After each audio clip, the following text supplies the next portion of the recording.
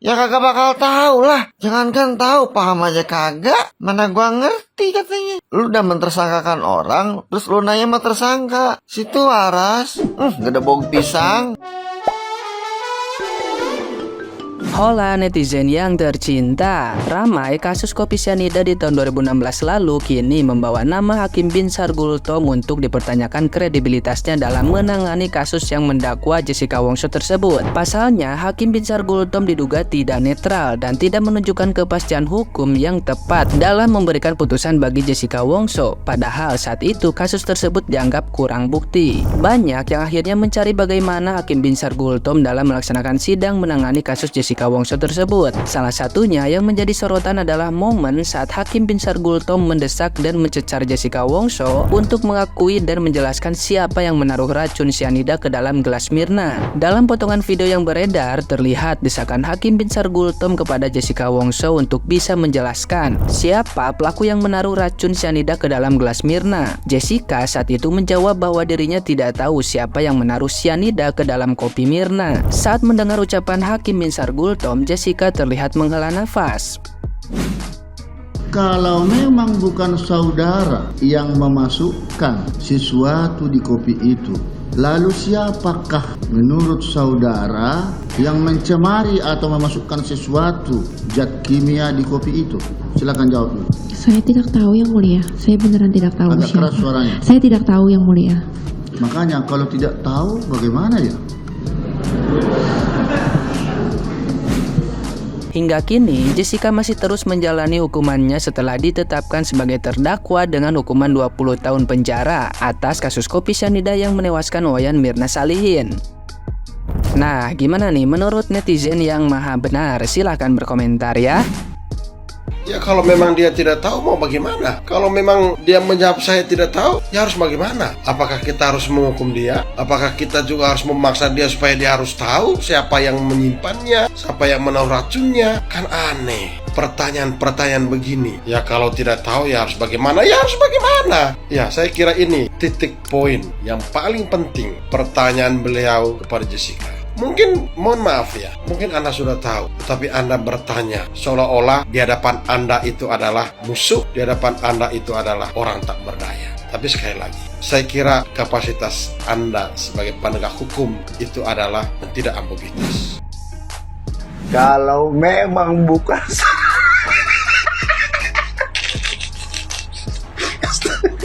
Astaga. Makanya Pak,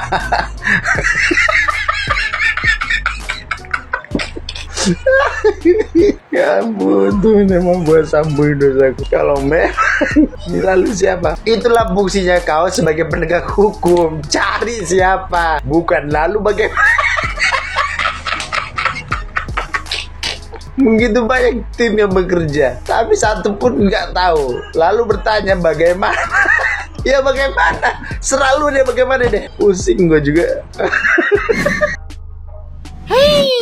Mana gue tahu Pak Hakim. Ya kagak bakal tahu lah. Jangankan tahu, paham aja kagak. Mana gua ngerti katanya. Lu udah mentersangkakan orang, terus lu nanya sama tersangka. Situ waras. Gak ada bau pisang. Salah alamat kawan. Malah nanya sama tersangka. Lu tanya sama saksi. Lu tanya sama bukti. Lu tanya sama CCTV.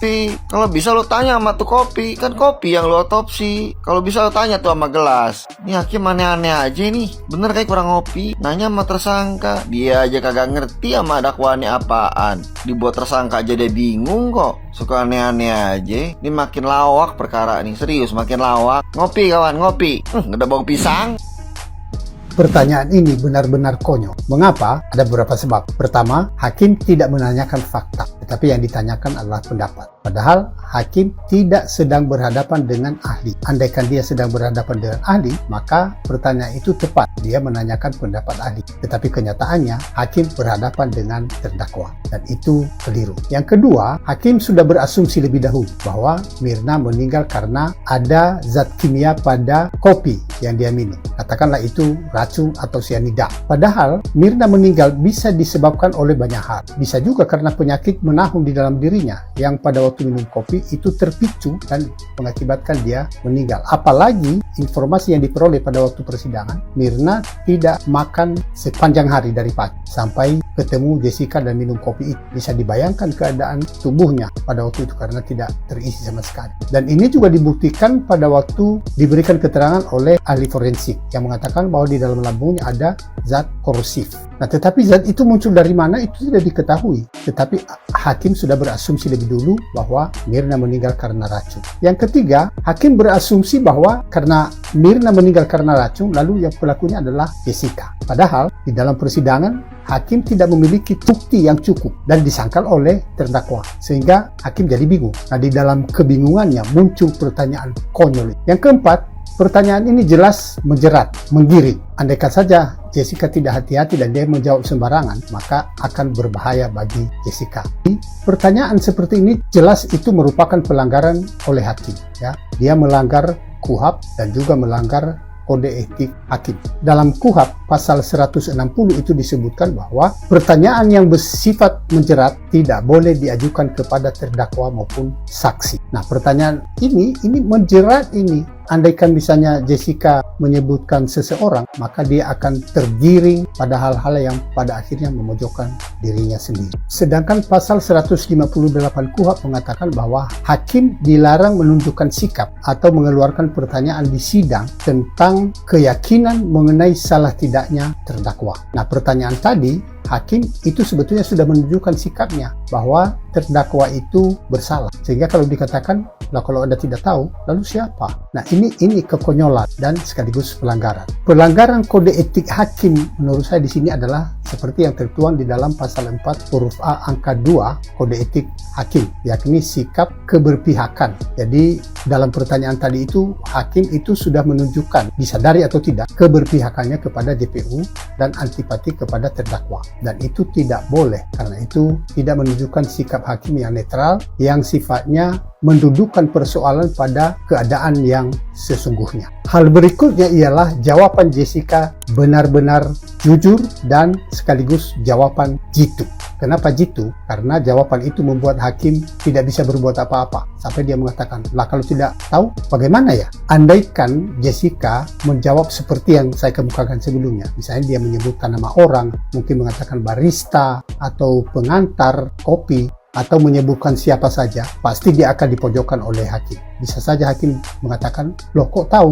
Siapa itu yang memasukkan? Apakah Anda ada di situ? Pada jam berapa itu dilakukan? Seberapa jauh jaraknya Anda melihat itu? Dan apakah Anda sudah menegur? Dan macam-macam pertanyaan lain yang pada akhirnya membuat Jessica menjadi terpojok. Dan itu tidak dilakukan Jessica karena memang dia tidak melakukan. Dan dia tidak tahu ya, karena dia tidak tahu, tidak perlu dipaksa harus tahu sesuatu yang dia tidak tahu. Dengan adanya keraguan-raguan dari hakim itu sendiri, maka sebetulnya yang dilakukan oleh hakim adalah membebaskan Jessica. Hal ini sesuai dengan asas di dalam hukum pidana yang mengatakan in dubio pro reo. Artinya, apabila hakim ragu, maka putusan yang diambil adalah putusan yang membebaskan terdakwa. Bukan sebaliknya seperti yang dilakukan kepada Jessica, yaitu memidanakan Jessica dengan pidana penjara 20 tahun tanpa bukti yang cukup. Kalau misalnya para advokat berhasil membongkar ini kembali dan diberi wadah oleh Mahkamah Agung, saya berpikir hakim ini perlu diperiksa secara sungguh-sungguh. Mengapa? Karena